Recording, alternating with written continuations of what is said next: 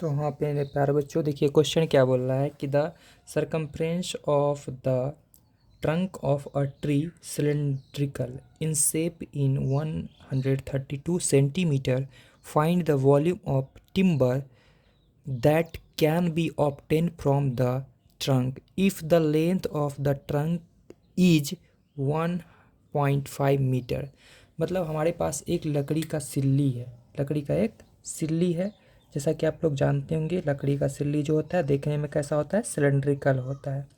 तो उस सिल्ली का हमें क्या पता है, देख सकते हो सरकमफ्रेंस पता है, मतलब ये चारों तरफ जो घूमने पर जो डिस्टेंस ट्रेवल करना है वो पता है, यानी कि 2πr हमें पता है कितना है इसका, 132 सेंटीमीटर। दूसरी बात क्या पता है हमें, इसका हाइट पता है कितना, 1.5 मीटर, 1.5 मीटर। तो क्वेश्चन हमें बोल रहा है कि इसका वॉल्यूम निकाल करके देने के लिए, तो वॉल्यूम होता है πr²h, जबकि हमें h पता है लेकिन r नहीं पता है। तो पहला काम क्या होगा, हमें इसका रेडियस फाइंड आउट करके देना।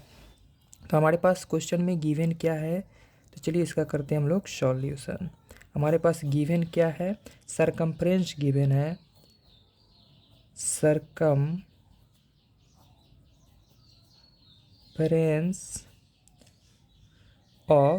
circumference of the trunk of a tree,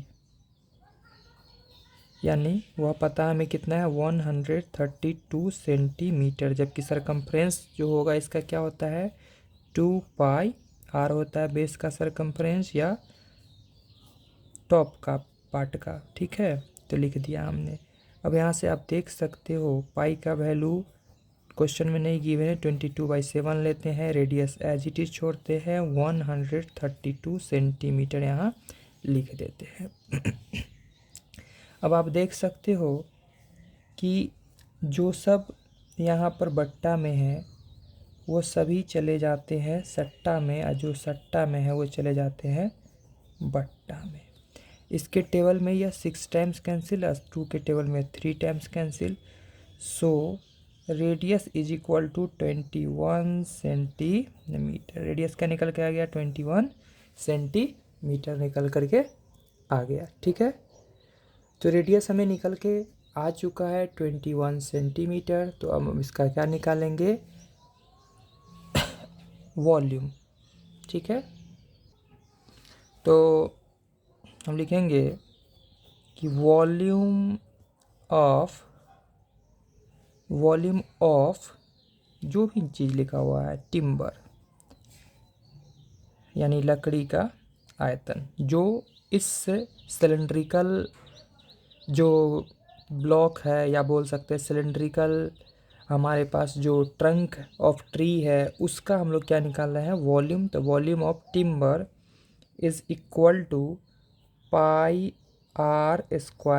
होता है फॉर्मूला। पाई का value 22/7 into radius 21 centimetre into 21 centimetre into h मतलब हाइट 1.5 मीटर, 1.5 मीटर। अच्छा ये बात हमने नहीं लिखा है, लिख देते हैं। HEIGST हाइट जो है वो कितना है, 1.5 मीटर है।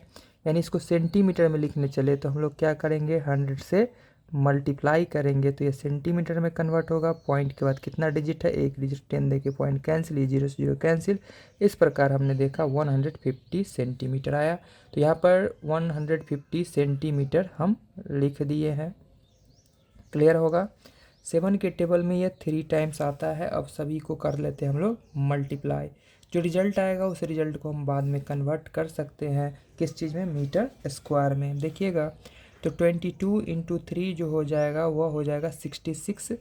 अगेन मल्टीप्लाई 21 तो आ जाएगा 1386। फिर मल्टीप्लाई कर देंगे इसमें 150 से तो आ जाएगा 207,900 बाई, वो देखिएगा सेंटीमीटर यहाँ भी सेंटीमीटर यहाँ भी, तो 2 बार कन्वर्ट होगा, यानी कितना हो जाएगा नीचे 10,000 हो जाएगा और ये बदल जाएगा मीटर स्क्वायर में। 2 0 से 2 0 कैंसिल, यानी कि आ जाएगा 2, देखिएगा 079 मीटर स्क्वायर लिख दिए। देखिएगा जीरो कितना है, यहाँ पे 2 जीरो है, पीछे से काउंट करते हैं 1 डिजिट और 2 डिजिट, यानी कि ये हमारा फाइनल आंसर होगा।